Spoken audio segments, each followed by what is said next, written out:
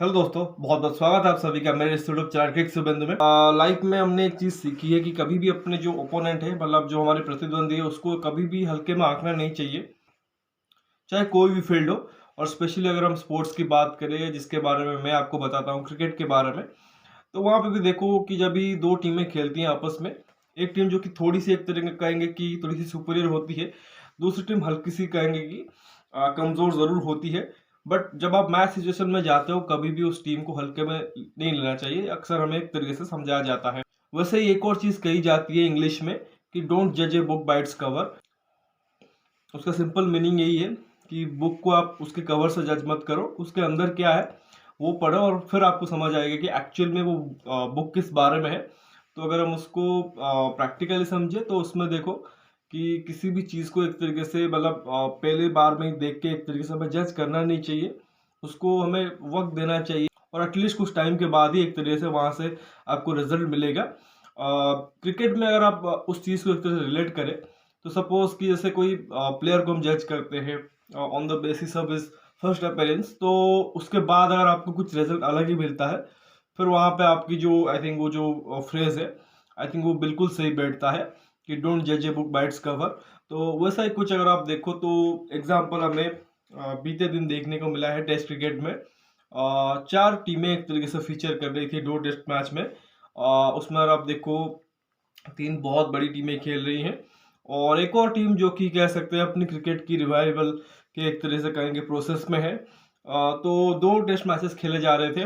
पहला तो इंडिया बनाम इंग्लैंड, ये घर पे मैच हो रहा था। सीरीज की स्टार्ट हुई थी 25 जनवरी से और इनफैक्ट मैंने आई थिंक फर्स्ट डे का अपडेट भी आपको दिया था। बट टेस्ट मैच जो कि वो चौथे दिन तक चला, तीनों ही दिन का एक तरह से मैं अपडेट मैंने आपको नहीं दे पाया था, बट इस वीडियो में उसके बारे में बात करेंगे।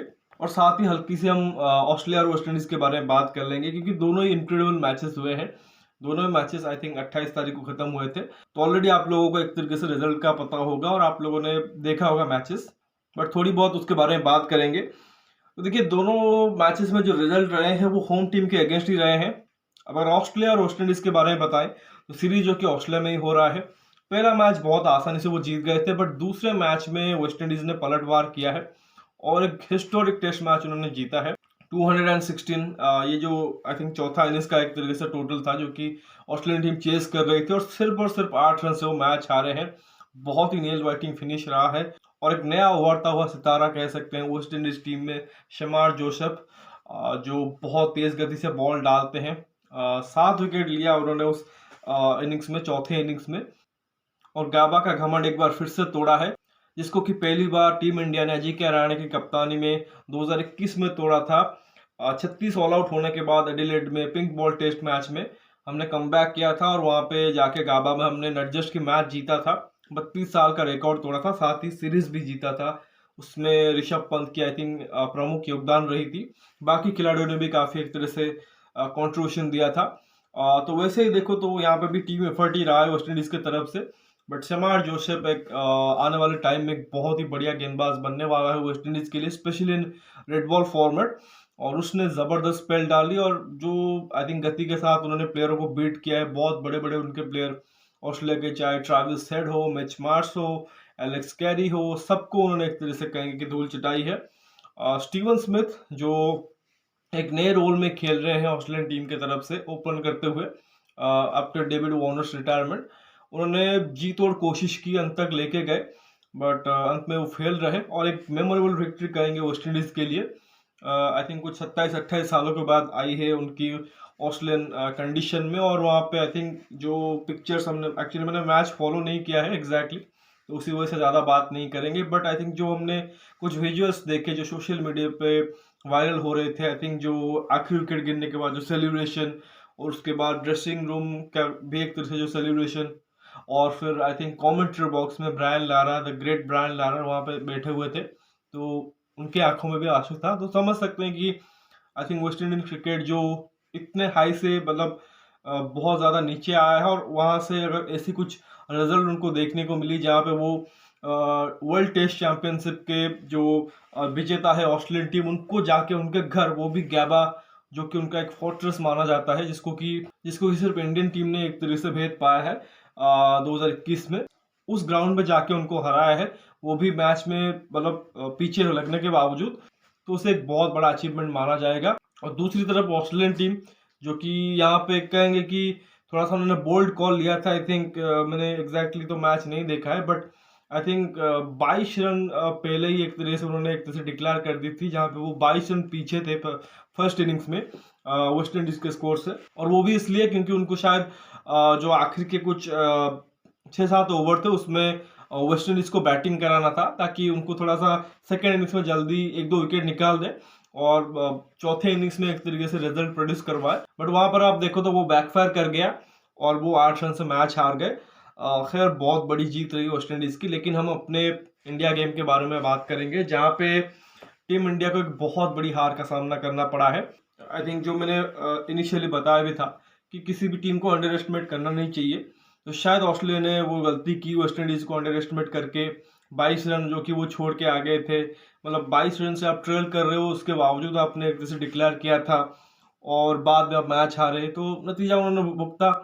तो दूसरी तरफ कहें तो आई थिंक इंडियन टीम को तो नहीं कहूँगा, बट काफ़ी सारे फैंस और एक्सपर्ट ने यही बोला था कि देखो हम उनको 4-0 5-0 मारेंगे, बैस बॉल इंडिया में काम नहीं करेगा, स्पिन फ्रेंडली विकेट यहाँ पे मिलेगी और वहाँ के जो बैटर्स है वो उतना आई थिंक सक्सीड नहीं करेंगे इन कंडीशन में। और फर्स्ट इनिंग्स को देख के जहाँ वो 246 ऑल आउट हो गए, फिर इंडियन टीम ने आई थिंक 119 समथिंग उन्होंने बनाए थे पहले दिन का खेल खत्म होने तक। तो वहाँ पे भी लगा कि इंडियन टीम बहुत अच्छे पोजीशन पे है। जो उन्होंने बॉलिंग अटैक भी खिलाया था बहुत ऑर्डिनरी लग रहा था। और वही जो मैं बोल रहा था, जो दूसरा मैंने आपको फ्रेज आई थिंक यूज़ किया था इनिशियली कि डोंट जज a book by its cover. तो हमने उनके गेंदबाजों को देखा, जो उनके टॉम हैटली या रेहान अहमद वहाँ पे आए हुए थे, specially Tom हैटली।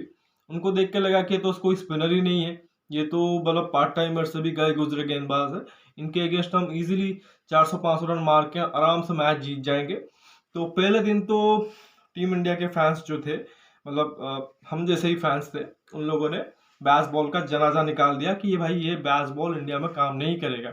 In fact second day पे भी आई थिंक टीम इंडिया ने वही चीज़ किया, बहुत अच्छी बैटिंग की और जो टीम का स्कोर है वो 421 पे 7 पे फिनिश किया। और वहाँ पे किसी ने तो बड़ी शतक नहीं लगाई, बट जायसवाल से 80 रन की पारी आई। फिर आई थिंक राहुल ने 86 शायद किए थे, 87 रविंद्र जडेजा के इन रन थे। मैं एग्जैक्टली आपको भी बताता हूँ। तो 3 80s में पारी आई, बाकी चाहे श्रेयस हो, रोहित हो, शुभमन हो, इवन भरत और आखिर में जाके अक्षर पटेल, इन सभी को स्टार्ट मिला।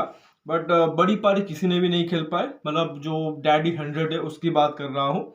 तो 421 फॉर 7 आई थिंक यहाँ पर टीम इंडिया ने सेकेंड डे फिनिश किया था। तो फर्स्ट कपल ऑफ डेज अगर आपको हो तो 6 सेशन इंडिया के नाम रहे। तो इंग्लैंड को समथिंग कह सकते हैं मैजिकल करना था अगर उनको इस टेस्ट मैच में वापसी करना था। और दूसरे दिन के एंड तक ऑलमोस्ट हम लग रहा था कि मैच पे बहुत ज़्यादा पकड़ हमारी बनी हुई है। 150 रन के करीब अगर हम लीड ले लेते हैं उससे अधिक, तो इजीली हमें जो कि एक तरीके से सेकेंड इनिंग्स में फ़ायदा मिलेगा। तो हम सेकेंड डे के बाद थर्ड डे पे आए और जो थोड़ा सा आई थिंक हमारी बैटिंग बची थी वो बहुत जल्दी निपट गई। 421 पर 7 से हम 436 ऑल आउट हो गए। दैट मीन्स कि सिर्फ 15 रन के अंदर अंदर बचे हुए हमारे 3 विकेट गिर गए। थोड़ा सा कहेंगे, मतलब थोड़ा सा ही, बट इंग्लैंड को थोड़ा सा एक तरह से कहेंगे कि रिकवरी मिला कि एटलीस्ट उन्होंने जो एक कह सकते हैं कि बहुत बड़ा 200 के पार लीड जाने नहीं दिया।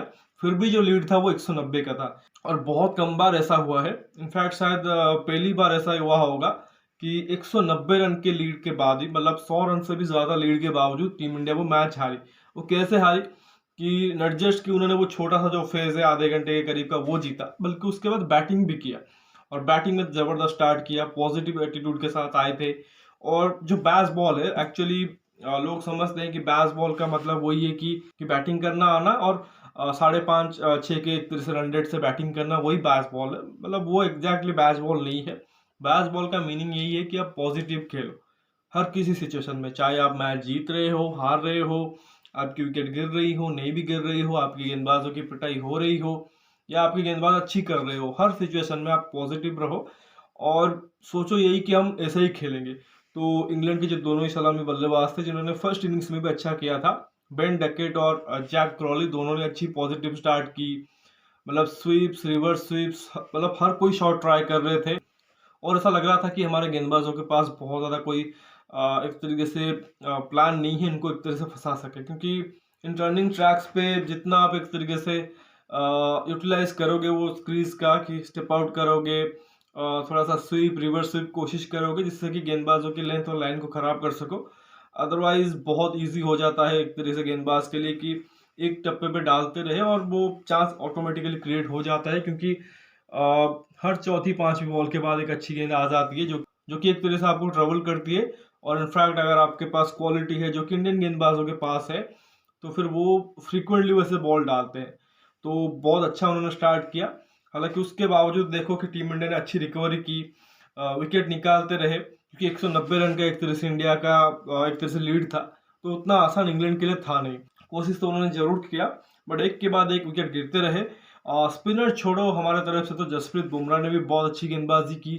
पहले जैक क्रॉली को तो अश्विन ने आउट किया, बट बाद में आके उन्होंने बुमराह ने बेन डकेट और जो रूट दो बड़े विकेट निकाले।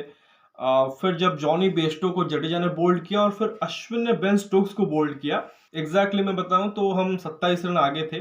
जो इंग्लैंड का जो सेकेंड इनिंग्स का स्कोर है 163 पर 5 हुआ था, और बेन स्टोक्स उसी स्कोर पे आउट हुए थे। उस मोमेंट पे मुझे अभी भी याद है, केविन पीटरसन शायद कमेंट्री बॉक्स में थे, वो वही चर्चा कर रहे थे कि ये हो सकता है कि इंग्लैंड के लिए बहुत बड़ा झटका हो, क्योंकि बेन स्टोक्स के पास वो एबिलिटी है कि वो मैच निकाल के ले जा सकते हैं अपने दम पे। तो जब वो आउट हुए लगा कि भाई मैच यहाँ पे गया। 27 रन अभी भी इंग्लैंड पीछे है, 5 विकेट उनके सिर्फ हाथ में है, और यहाँ से वो कितना रन बना देगी? ज्यादा से ज्यादा 100 रन एक तरीके से इंडिया को चेस करने पड़ेंगे, जो कि इंडियन टीम एक सेशन में कर लेगी। बट वहां से एक्चुअली इंडिया ने एक तरह से मैच गंवाया और उसी पोजीशन से टर्न अराउंड हुआ है। नाम है ओली पोप।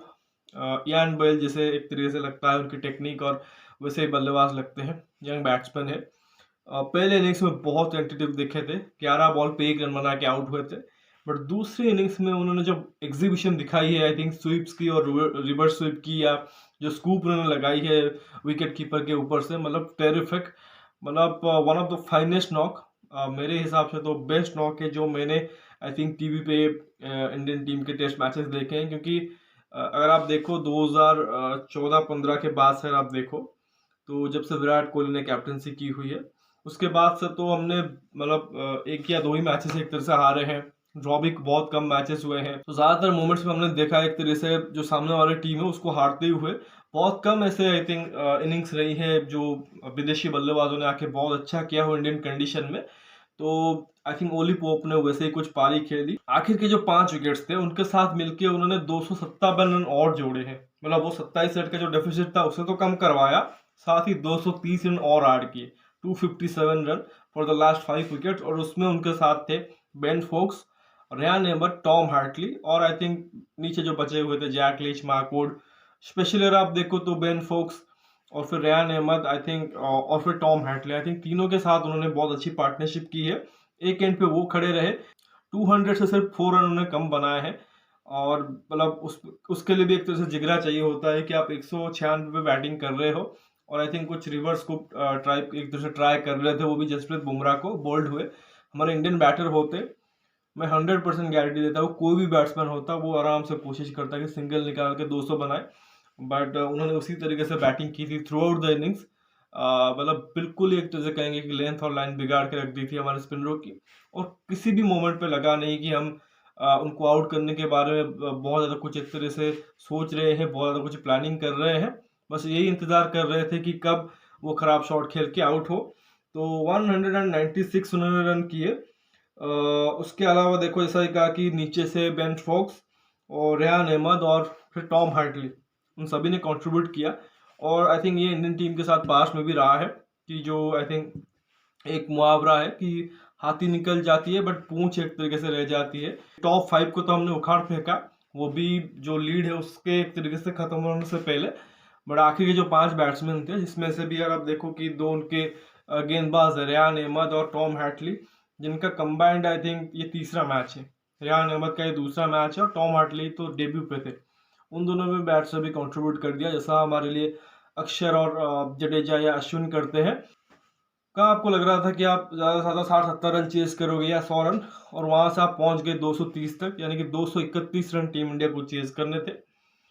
बट ठीक है, आपकी गेंदबाजों ने एक तरह से निराश किया। कैप्टनसी में भी रोहित शर्मा थोड़े से हल्के ही दिखे, बट 230 रन, वो भी 5 सेशन रहते हुए आप उम्मीद करते हो कि आपकी बैटिंग जिताएगी। और स्पेशली जितने भी आई थिंक इनिंग्स अभी तक हुए थे, सबसे कम रन आपको बनाने थे और आपके पास 5 सेशन पड़ा था। तो वही है कि नॉर्मल बैटिंग करनी थी। जो थोड़ी बहुत वहाँ पे दिक्कत हो रही है स्पिन के वजह से, आपके बैटर्स एनफ एक तरह से एक्सपीरियंस है इन कंडीशन में खेलने का, तो आना चाहिए उनको एक तरह से तरीका, और आपको मैच जीतना चाहिए। बट देखो वहाँ पे जो ऑस्ट्रेलिया के साथ हुआ, आई थिंक बहुत अच्छे सिचुएशन पे थे, बट एक मैजिकल स्पेल आता है सामार जोसेफ का और मैच एकदम से निकल जाता है। और वही काम किया टॉम हार्टली ने। अब मैंने इनिशियली आपको बोला था कि डोंट जज a book by its cover, तो पहले इनिंग्स में जिस तरह से उनकी पिटाई हुई थी, आई थिंक 4-4.5 रन से ऊपर के एक तरह से 19 रन दे रहे थे।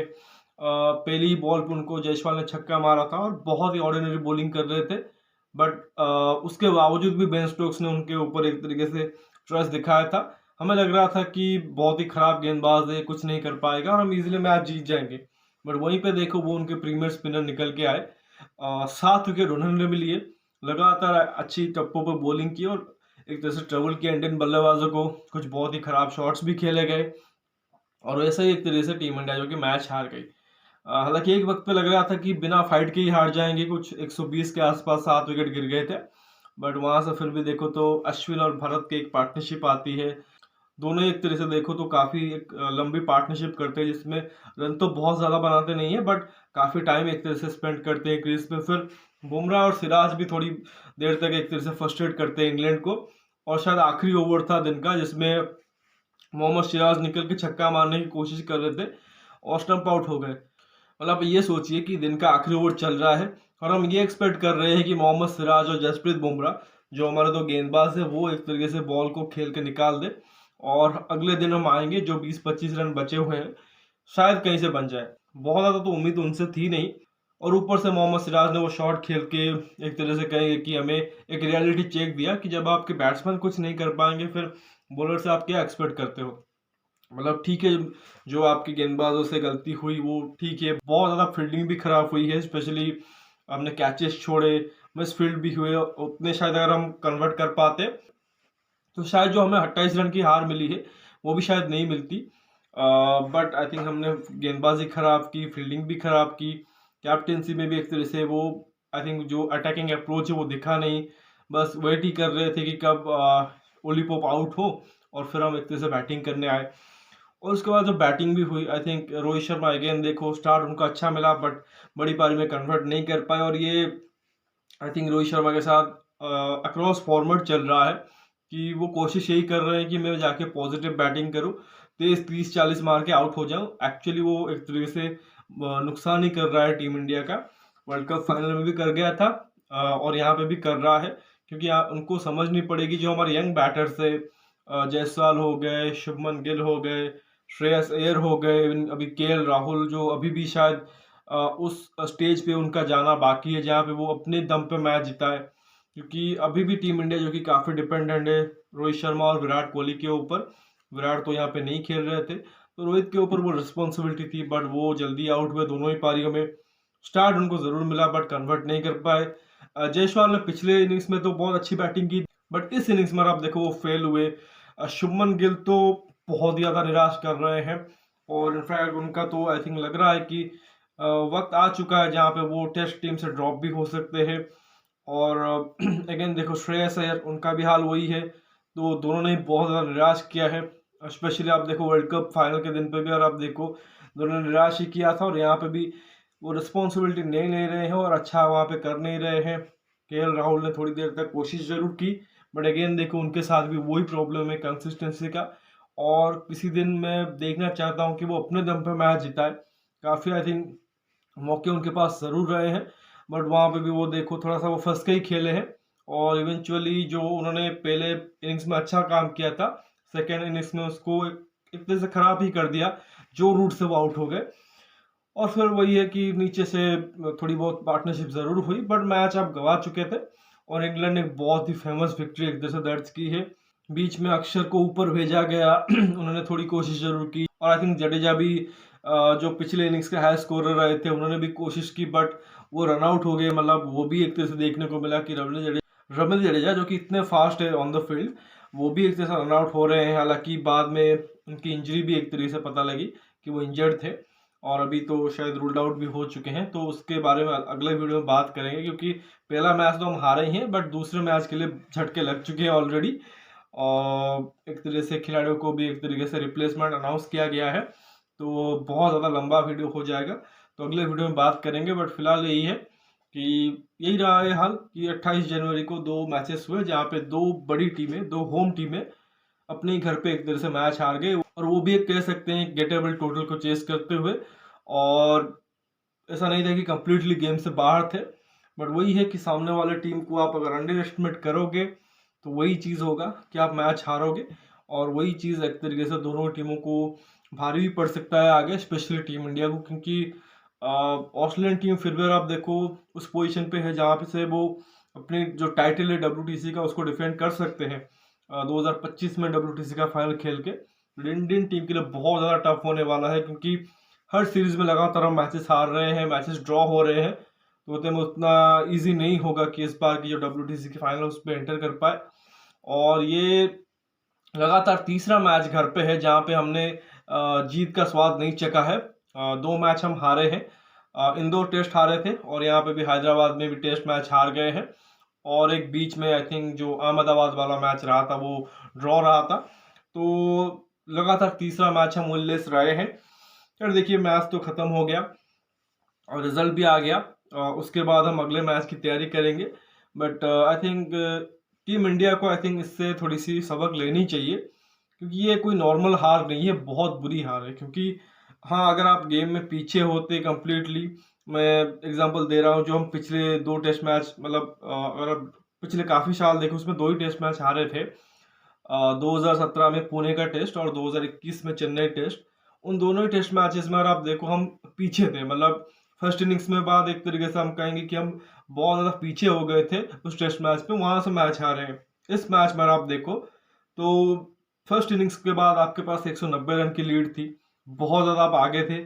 और इनफैक्ट जो सेकेंड बैटिंग भी हुई है इंग्लैंड की, उसके भी अगर आप देखो पहले 5 विकेट गिरने तक आप बहुत ज़्यादा गेम में आगे थे। 163 पर 5 उनका हो गया था, 27 रन से अभी भी पीछे थे। बट वहाँ से आपने एक तरह से अलाउ किया जो उनके लोअर ऑर्डर के बैट्समैन है उनको कि ओली पोप उनके साथ पार्टनरशिप करे, और वहाँ से सिर्फ 100-150 रन की पार्टनरशिप नहीं हुई है, बल्कि ऑलमोस्ट वहाँ पे जाके उन्होंने 260 रन बना डाले हैं, और उसने एक तरीके से आपको कॉस्ट कर गया match. But still I believe कि ये मैच आप बल्लेबाजों के वजह से हारे हो, कि एक तो आपने फर्स्ट इनिंग्स में अगर आप देखो तो जहाँ पे आप इजीली 500 550 बना सकते थे, क्योंकि वहाँ पे और भी रन बन सकते थे। क्योंकि अगर आप देखो तो फर्स्ट इनिंग्स में अगर आप देखो तो ज़्यादातर बल्लेबाज जो कि आपके आउट हुए हैं वो खराब शॉट खेल के ही आउट हुए हैं। मतलब खराब शॉट तो नहीं कहेंगे, बट बड़े शॉट खेलने के चक्कर में आउट हुए हैं। तो easily they could have score another 100 run और 150 रन, 550 तो इजीली बना सकते थे। यही जो 190 की लीड है वो शायद 270-80 की भी हो सकती थी। तो कम्प्लीटली आप इंग्लैंड को इस गेम से बाहर कर देते। वहाँ पर आप देखो तो आपने अलाउ किया सामने वाले टीम को कि हम जल्दी आउट हो रहे हैं, शॉट खेलते हुए आउट हो रहे हैं, तो आप कम बैक कर सकते हो। और बैस बॉल ने अपनी एक तरह से रंग दिखा दी। और बैस बॉल भी छोड़ो, सिर्फ ओली पोप ने एक तरीके से इंडिया को एक तरह से आउट क्लैश कर दिया सेकेंड इनिंग्स में। नॉट जस्ट कि उन्होंने 196 रन बनाए, साथ ही आई थिंक 2 क्लोजिंग कैचेस भी पकड़े, बहुत अच्छे कैचेस, जो अक्सर एक तरह से कहेंगे कि सिली पॉइंट शॉर्ट लेग पे खड़े हुए फील्डर मिस कर जाते हैं। तो वहाँ पे उन्होंने बहुत आसानी से उन दोनों कैचेस पकड़े और इंग्लैंड की इस थम्पिंग विक्ट्री में बहुत बड़ी भूमिका निभाई है। और इस जीत के साथ एक तरीके से कह सकते हैं कि बेसबॉल सिर्फ इंडियन कंडीशन में आई नहीं है, बल्कि पूरी तरीके से तैयार भी है। और अभी तो ये स्टार्ट हुआ है और अगले मैचेस और भी ज़्यादा इंटरेस्टिंग होंगे। तो लेट्स सी कि आगे इस सीरीज़ में क्या रखा है, बहुत ज़्यादा एक्साइटिंग सीरीज़ होने वाली है। और अभी तो इंग्लैंड ने अपनी बेस्ट जो बॉलिंग लाइनअप है उसे खिलाया भी नहीं था। अब तो हम ये भी उम्मीद करेंगे और भी अच्छी उनकी बॉलिंग लाइनअप हो, जब वो जेम्स एंडरसन को एक तरीके से कंसिडर करेंगे 11 में, या उनके जो गेंदबाज एक और है ऑफ स्पिनर बासिर, शोएब बासिर, वो एक तरीके से अवेलेबल हो जाएंगे सिलेक्शन के लिए, मतलब वो तो पहुंच चुके होंगे। और साथ ये भी इंटरेस्टिंग होगा देखना कि टीम इंडिया आने वाले मैचेस में पिचेस क्या देती है, क्योंकि ये तो रैंक टर्नर था नहीं, नॉर्मल पिच था। स्लो टर्न हो रहा था, और अगर आप वहाँ पे अच्छी से बैटिंग करें तो वहाँ पे अच्छी रन भी बन रहे थे। एग्जाम्पल ओली पोप ने दिखा है 200 रन ऑलमोस्ट मार के। तो इसको देखते हुए तो लग रहा है कि इंडिया जो कि अभी तो बिल्कुल रैंक टेनिस देने वाली है, जैसा कि हमने 2021 में भी देखा था। पहला मैच आई थिंक अच्छे सरफेस पे हो गया था जहाँ पे जो रूट ने डबल मार दिया था और इंग्लैंड वो मैच जीत गई थी। उसके बाद सारे के सारे पिचेस रैंक टेनर बने। लेकिन एक चीज इंडियन टीम को भी ध्यान देनी पड़ेगी, ये मैच आप बैटिंग से हारे हो तो उनके जो इनएक्सपीरियंस गेंदबाज स्पेशली स्पिनर, अब इसमें हम देख रहे थे कि जैक लीस तो प्रमुख है, बट वहां पे देखो टॉम हैटली डेब्यू पे बहुत ज्यादा ट्रबल कर गया। जो रूट अपनी ऑफ स्पिन से, पार्ट टाइम ऑफ स्पिन से काफी ज्यादा ट्रबल कर गए। आई थिंक 5 या 6 विकेट्स तो उन्होंने मैच में लिए हैं।